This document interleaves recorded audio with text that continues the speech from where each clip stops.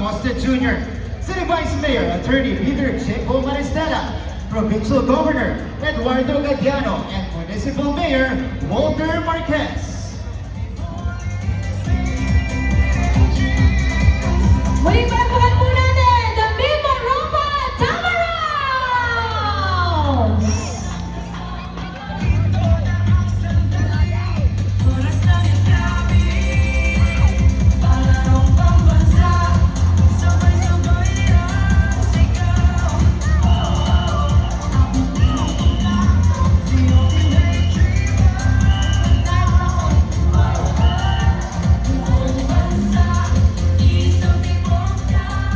Taking their place is the delegation from Region 5, Bicol Region.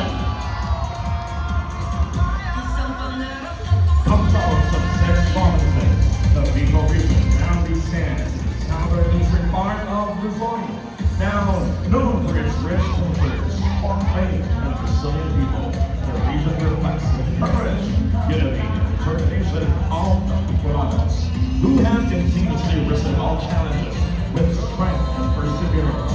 Blessed with breathtaking natural wonders, Bicol is home to the iconic Mayon volcano, famous for its near-perfect coast along the beautiful beaches, islands, waterfalls, and rich marine resources.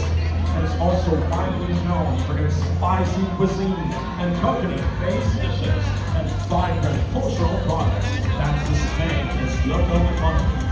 Driven by faith, resilience, and cultural pride, the Bicolanos continue to thrive with an unwavering spirit of unity, represented by 813 delegates composed of athletes, coaches, staff, and officials, showcasing strength, passion, and excellence.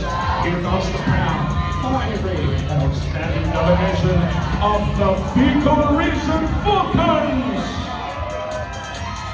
The Bicol Region Athletic Association is headed by their Regional Director, Gilbert T. Sansan, and Assistant Regional Director, Bibiano